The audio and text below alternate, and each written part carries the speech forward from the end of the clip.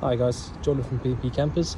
I'm just going to do your handover video on your Burstner. It's an Aviano and it is an i727. So under the bonnet here, obviously a little bit tight, bearing in mind they've had to build the whole body sort of on top of the chassis, but it's all in here. So we've got your engine coolant at the front. These couple of little cable ties here are just for the washer fluid pipes. Washer fluid reservoir is this one just here. You can then get to your oil just down here, and your oil dipstick is the red one just there. Like I said, it is a bit tight in here, but you can get to it if you need to. The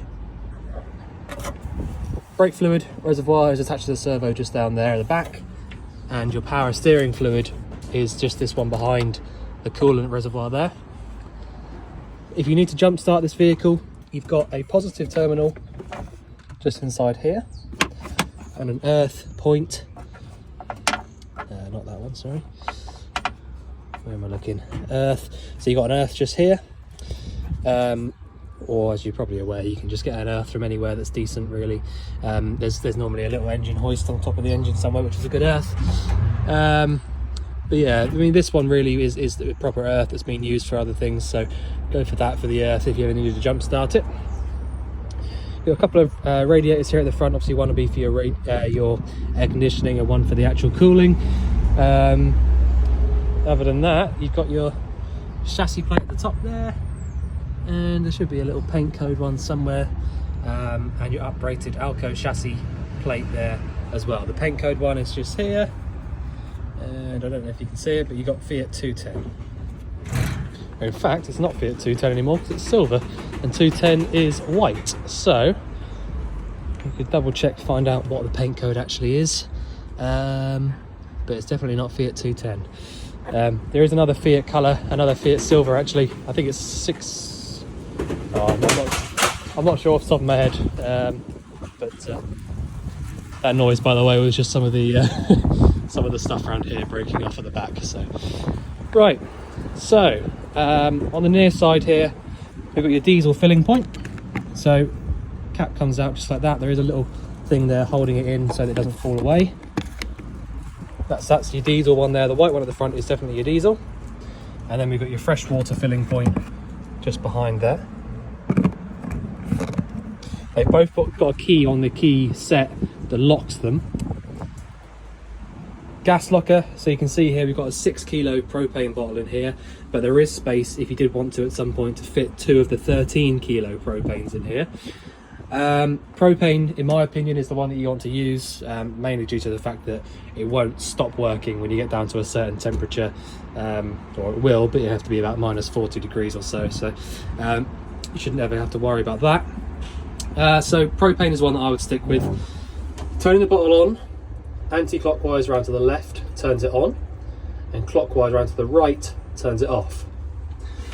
You've got the, I believe that's a crash sensor, so if you did need, you know, if ever there was an accident, the gas should isolate itself automatically. Either that, actually, I didn't do the habitation check on this one personally, that may or may not be an automatic valve. I will find that out for you. Valve. Okay, I'll find that out for you. Right, okay, so that's how you use the gas. Obviously, like I said, we do just leave the one bottle in here. We don't leave 2, but there should be plenty of gas in that one. It's on at the moment, so I can show you a few bits working inside. Leisure battery sits in this locker just here on the outside, so it's all nice and easy to get to, and it's not going to rust or anything there because it's nice quality materials. You've got an external water point, so this is hot and cold water, so you basically put a point onto here, turn the switch on, and then turn your dial just like that, and that'll just bring the water through. Assuming if you want hot water, obviously you need to preheat it inside the vehicle, which I will show you how to do shortly. You can also probably tell that we have got the vehicle up on its ramps in order to have the wheels redone. So you can see there the waste drain working as it should, because I've just poured some water through, but really I just wanted to show you this whole thing working. you know, like I said, we haven't actually got the wheels on it at all at the moment, so we popped them down last night with the wheels still attached, and then made sure they didn't drop overnight, so that we were happy with it staying on these over the weekend whilst we have the wheels done. So you can see they're working really nicely. So actually to get this to happen on the actual control panel, which I will just run you through in a minute, you can press the little hand button, and that then allows you to use them manually rather than it all doing it by itself.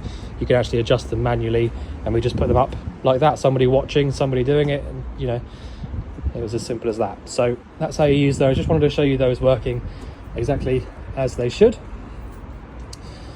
This vent just here is for your boiler. So Truma, it's a Truma Combi boiler, and essentially it just heats your water up and does your heating. So you've got blown air heating and a 10 litre tank inside the boiler for the hot water. Inside this cupboard just here, you've got your full size spare wheel, and obviously we're not having that done because it's a completely different wheel to the others. It's not an alloy, it's just a standard steel wheel, but you know, it's never been used. It's still got the original lines on the actual tyre there, so you know, it's never been used, but it is there with the jack and wheel brace kit behind it.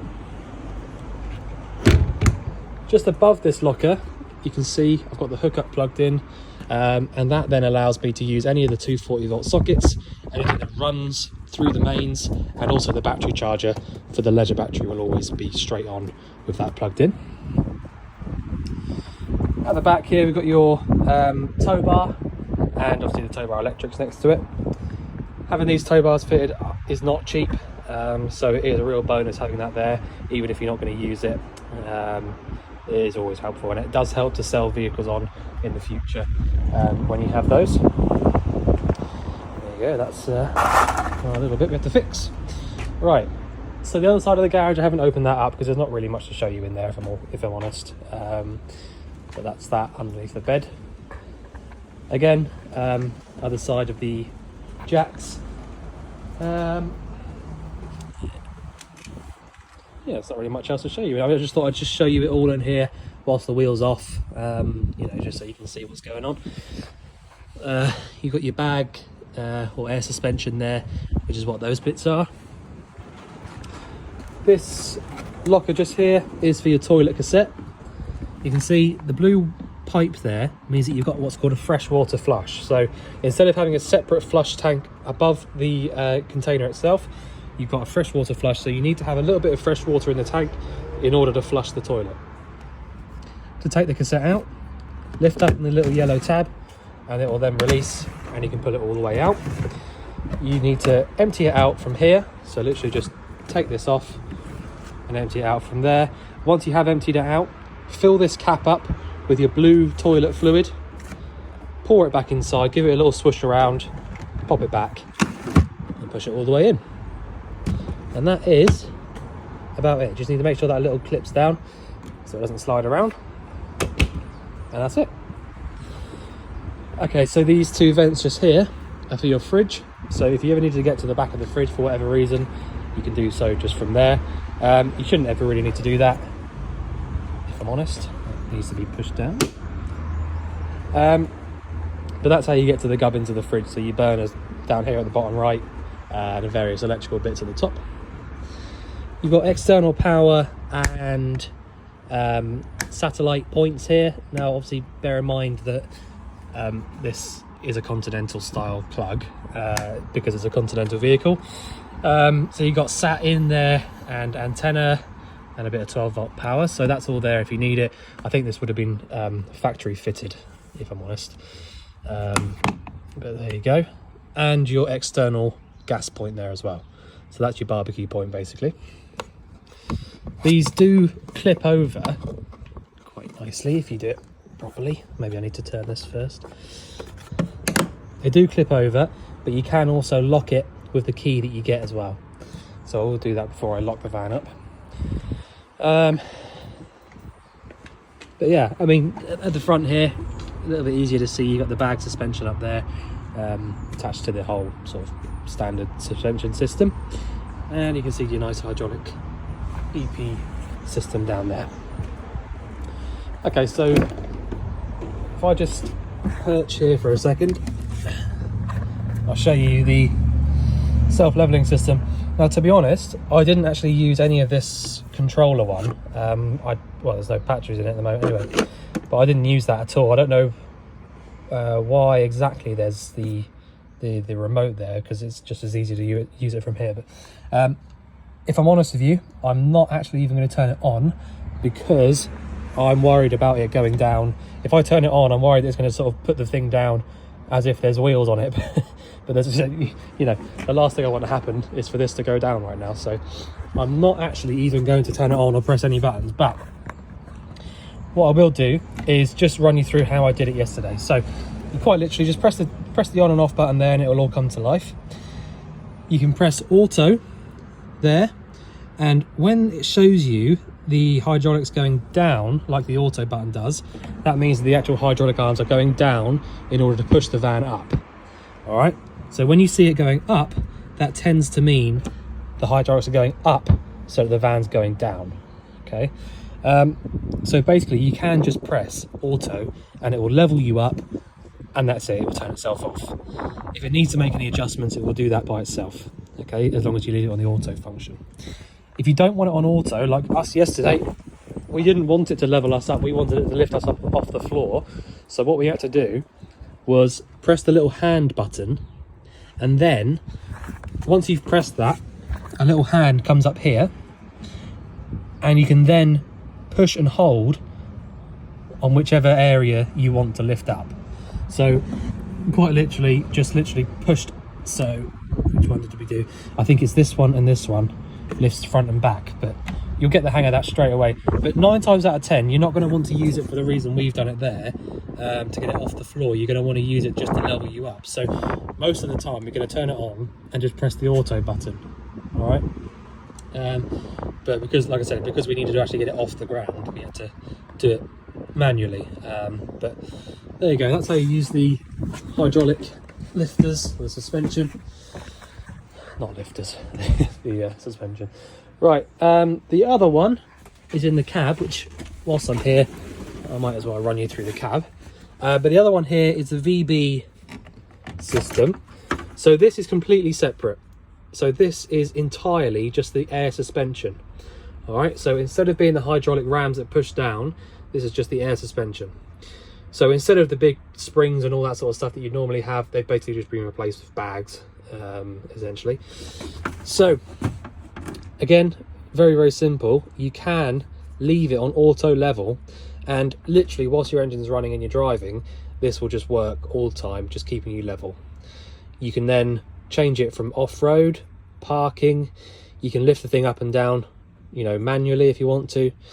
There's a service mode, there's all that sort of stuff. But basically, if you just leave it alone, it will just level itself up all the time, and you can just leave it alone. The big reason that people change to the bags is just the stability of the heavier vehicles. You know, lorries and small lorries all use bags, you know, air suspension and things like that, and it just keeps the whole vehicle a lot more level, and it's a bit of a smoother ride really when you're driving. So that's what that's for. All nice and easy to use, very, very straightforward. You've got to adjust your mirrors, because it's not got the original dash, not all of it anyway.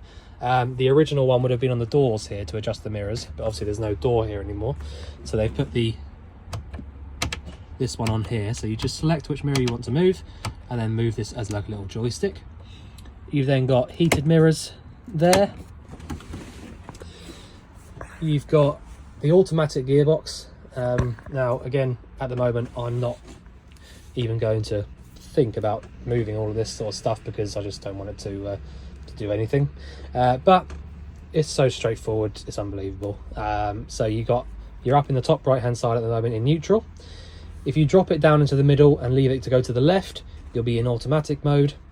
If you push it to the left a little bit when you're already in that middle mode, it will switch over to manual, and then you can just basically push up or down to change through the gears yourself. Bottom right is reverse, and your reversing camera is there. Now I know the reversing camera works really well because I reversed it up here before we got the wheels off. You've also got your cruise control dial down here, air conditioning from this switch just here. The front of the radio should be in that little box over there. We just take them out because it drains the batteries out sometimes, and over the long period of time that we have them. So yeah, the radio's in there. Air conditioning switch, hazard lights. You can lock and unlock from here, but to be honest, that shouldn't work anymore because the front doors aren't here anymore. And your front and rear fog lights. So that's essentially it for in the cab. I don't think there's much else to show you apart from two more things. The bonnet release is that one just inside there. So you'd normally have it, because this would normally be the very end of the dash, you'd have the door here and you'd have to open the door up to get to the bonnet release there. This is why they put it there, but obviously you have to reach around and get it there because it's not got the original cab anymore. And the other thing is that the engine battery sits inside this little cubby down here under the floor in the cab. So if you wanted to replace the engine battery, which obviously you don't need to at the moment because it's all working as it should, but if you did ever need to do that, it's just underneath there. To release the seats and spin them round, you pull on these little tabs here and then the seat will spin. And you've also got these little things here which basically raise and lower the seat. If you want to lean the back of the seat over so that you can pull the bed down as well, try not to let it go like that, like I just did, but just basically lift that thing there and it will turn over. Same for putting it back, just do that, and if you have two hands like I don't at the moment, pull it back up. So I know that you will already know a lot of this stuff, but I just like to run through everything I can so there's nothing I miss. So when you pull the bed down, you need to make sure that you've got both of those in the down position, like the one on the right, not like the one on the left. Now I'm not going to pull it all the way down, which is why I'm not going to change it, but get it down to here. There you go, for that reason. When you get it down all the way, you'll be able to fit the ladder onto this bit here. You can probably see just about where it's been before, but that allows you to get up there. Now these are plenty strong enough for a couple of adults if you did want to have two people sleeping up there, or a couple of kids, whatever really. But I just thought I'd let you know that they are mega strong. They're not going anywhere. So that's that. When you push this all the way up, it should lock in place, and then you have to press this button to release it. Okay, so that's how you use the bed. All right, so the next bit really is the control panel over the door here. So it's all really straightforward. Thankfully none of it's in German. Every once in a while, on maybe like a hobby or something like that, you'll find it's literally all in German and it's a bit difficult, but this is all nice and easy. So on the left hand side here, we've got your level meters. So the one on the right is for the water, one on the left is for the batteries. So if I press up on the battery one, we're going to check the top scale, and it's going to be showing us the leisure battery voltage, which should be quite high because we've got the electric hookup plugged in. So if I press that, there you go, 13.5 volts, that's absolutely perfect. So that's a charging battery rate, and the engine battery just below 30, so that's really good. The next one, we've got your fresh water level. So we look at the bottom scale now. We've got about half a tank of fresh water and no wastewater. All right, so that's how you check those levels. You then got your clock on and off button and your temperature inside and outside, so pretty close. Pump switch, press up in order to give power to the pump, and I'll explain that to you in a minute, but basically press up to turn it on, down to turn it off, and the same for all the 12 volt appliances. Press up to turn the 12 volt on for you to get that little yellow light, and down to switch it off. When you turn the 12 volt off, that'll turn anything like your lights, pump, all that sort of stuff will be switched off. Okay, you've then got various light switches dotted around. You've got the awning light obviously there as well, but these 4 switches down here do loads of different lights dotted around the vehicle. Now obviously a lot of them will have their own switches, but there you go. Okay, so I can confirm now that I've just seen that switch there, this switch here is the valve on your gas. So if you can forget what I said about the crash sensor thing, this button here basically switches on your gas. So if you want to turn the gas off, or basically isolate it from the bottle into the vehicle, turn it off there, and that will switch your gas off from coming into the vehicle. So turning it on there, you'll get a little green light when it's on.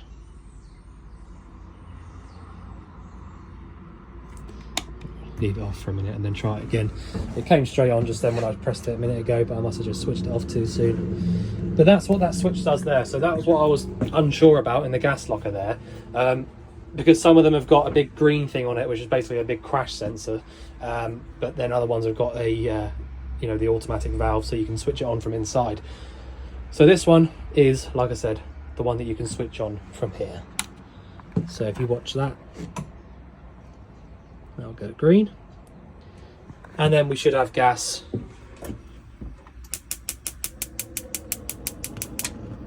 There you go. So a lot of Concords and a lot of the higher end German vehicles like this one have got those little valves there that you can switch on from inside, meaning that you don't really have to go outside to do anything essentially. So hopefully, let me just double check that. Let's prove that. Just switch this off. There you go. So that is 100% gas isolator switch. Okay, so the thing I was going to explain about the pump is when you turn that switch on over there, you've got what's called a submersible pump. So a submersible pump sits inside the water tank, as in literally in the water, and only works when you send power to it from a switch. So that means that every single tap in this van, so that being these ones, even the toilet and the shower as well, have a little switch called a micro switch inside the tap. And so until you lift this tap up, the pump, even though you send power to it, the pump will not turn on. And that's great because you don't get as much pressure building up around the vehicle, because a lot of the other motorhomes work on inline pumps, which basically get up to pressure and then switch themselves off, which are absolutely great, but it does mean that there's lots of pressure at every single point around the vehicle. So if you're going to get a leak anywhere, it'll be from one of those pumps rather than one of yours. So that's a big plus with the submersible pumps, but send power to it by turning the switch on, and then you should be able to get water coming out straight away.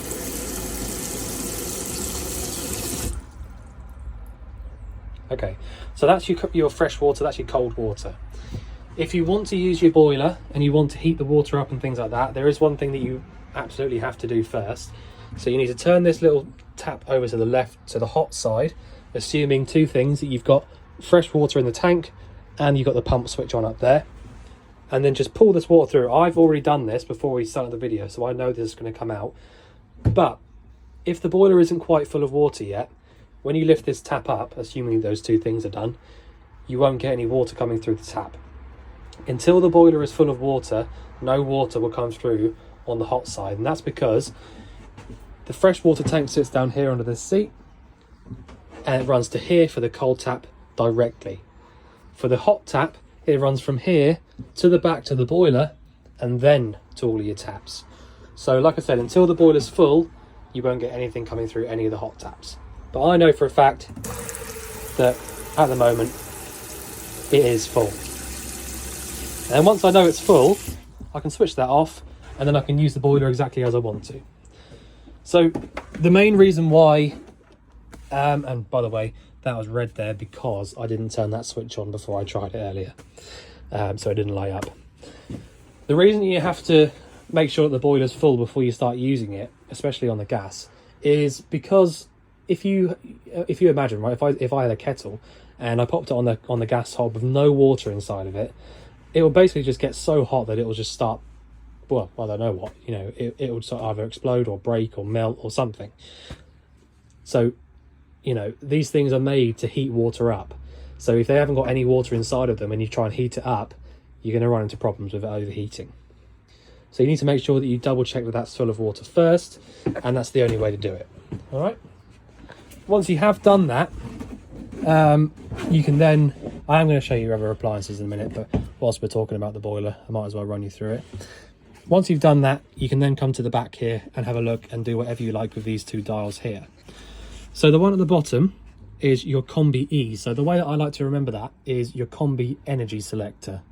All right, so this one here, if I can do whatever I want with this and absolutely nothing will happen yet because I haven't told the boiler what to do with this top dial. So all the bottom one does is select what energy, either gas or electric, I want the boiler to use, and that is all this one does. Okay, so at the moment it's on gas only, so whatever I tell the boiler to do up here, it's going to do it via gas. If I change this down 1 or down 2, it's gas and electric. If I go up 1 or up 2, it's electric only. Okay, so these little squiggly lines here mean electric, gas, or both. Okay, so at the moment I've got the gas on because I've got the switch on there and the bottles on in the locker, so I'm going to leave it on the gas. All right, or actually, because I've got the hookup in as well, I can go up to the top there and just use hookup. So I'll tell you what, I'll leave it, most of the time you would just leave it on gas, if I'm honest, because you're not always going to have a hookup cable, but just for this sake, because I've got the hookup plugged in, I'll just leave it up there on hookup for the moment. The top one here that just says Combi, this is your actual dial that tells the boiler what to do.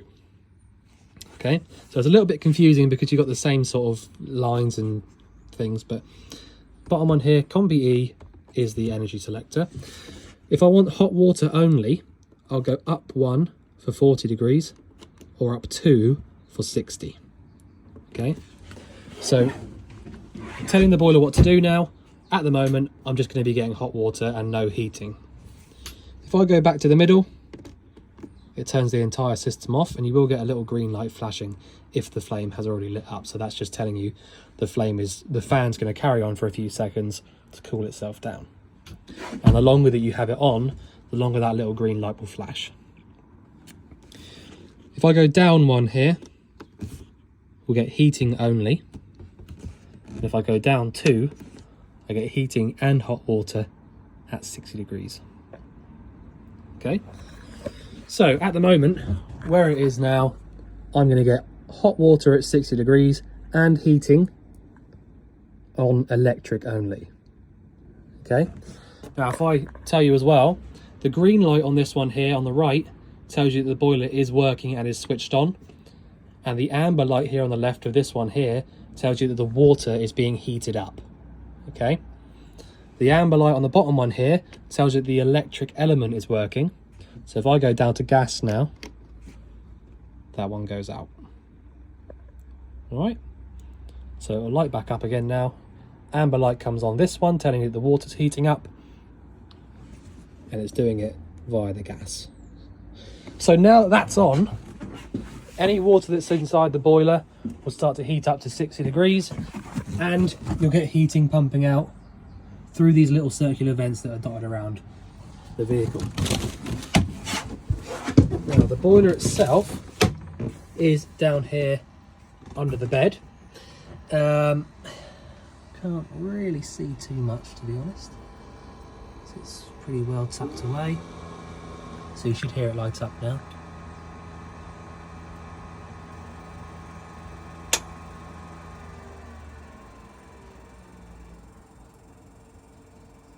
Just getting the gas to it. Okay, so that time it's failed. All right, so let me just run you through this then. So this is a good thing to show you actually. So now that that's failed, it's coming up with a little red light. Okay, so it didn't fail the first time because I left it up on the mains. Because there's nothing wrong with the actual boiler, when I had it on mains, it didn't fail. All right.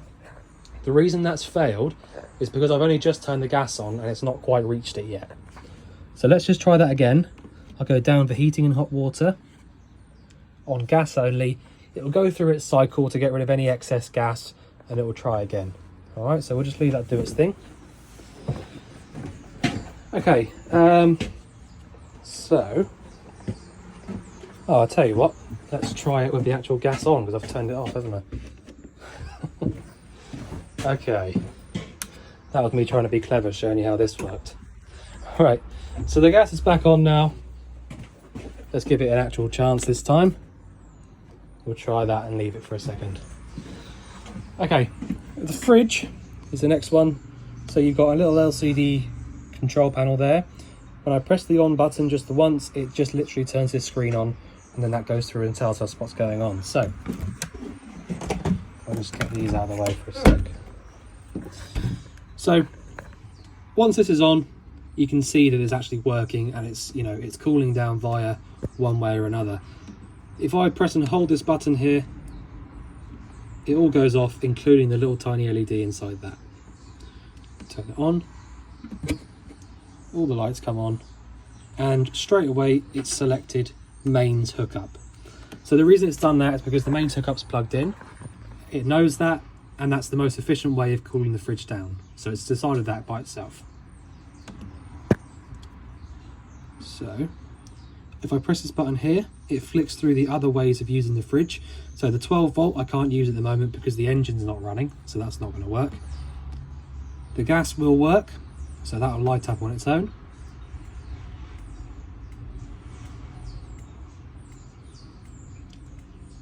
Any second.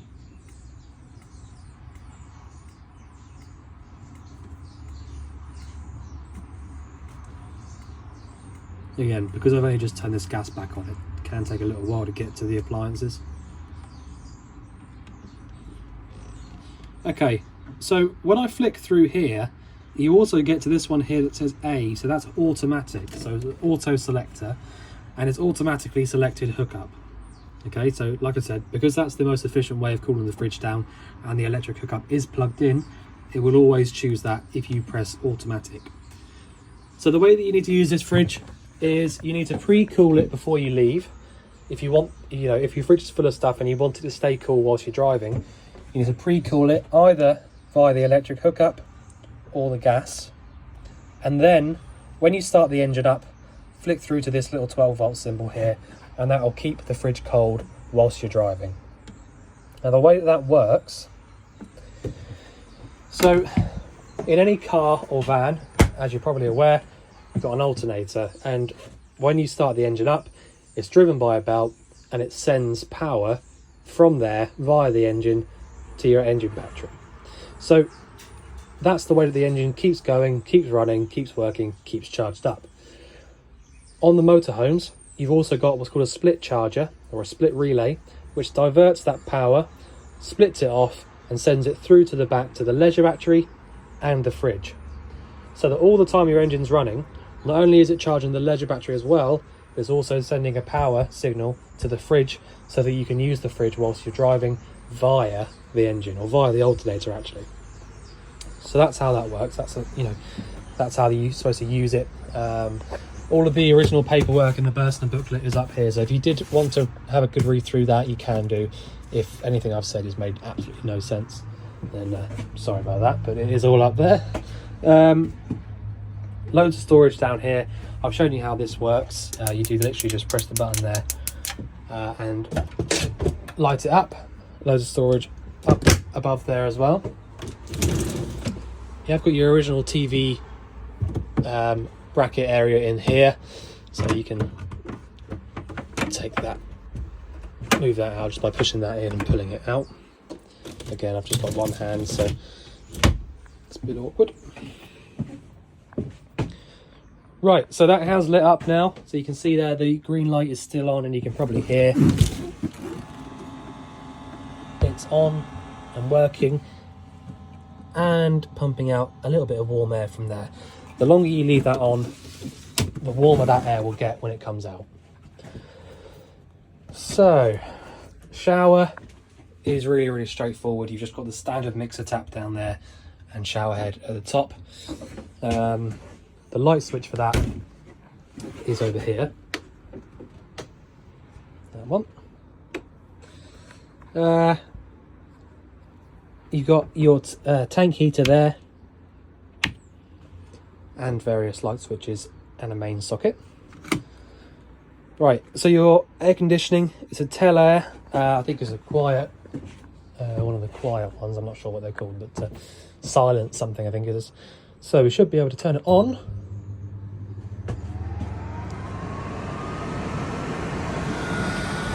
And so that is working really, really well. Let's turn that fan speed down.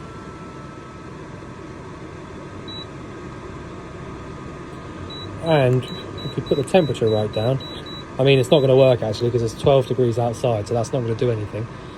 But we can turn it right up and probably use it as a heater as well, I should imagine. Like that.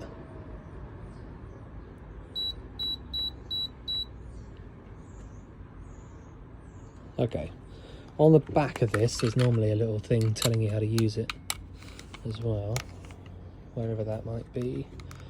Well, there'll be a booklet for that as well, but I'm not the best with the whole air conditioning units if I'm completely honest. So that one looks like it's cooling.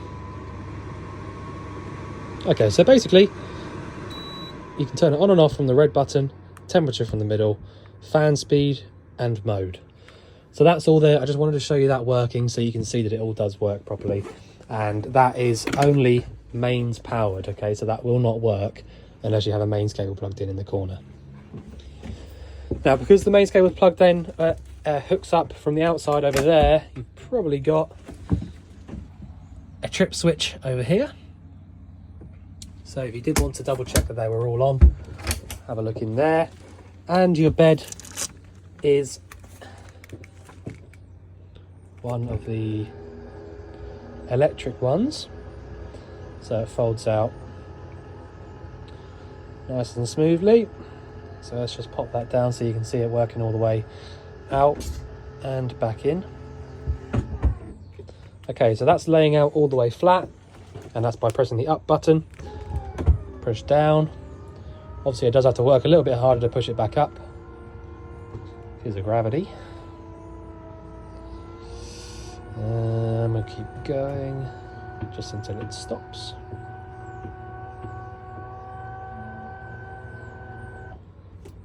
There you go. So that's the bed working. You have got another mains point over here and storage there. Okay, so you've got a huge, great big window on this near side of the vehicle in the bedroom. The only other thing I want to show you, really, I don't think there's much else to actually to sort of talk you through. The only thing I want to show you is the toilet. So I'm not sure if you've had a motorhome before. Personally, I don't know. So I will run you through this, although it is very, very simple. So like I said, when we were outside, you've got a freshwater flush, so you don't have to worry about filling up your flush fluid or anything like that. As long as you've got some water in the fresh tank, and your pump switch probably needs to be switched on to use this as well. But as long as you've got water in the fresh tank, you can press the blue button at the back and that pumps your flush fluid around.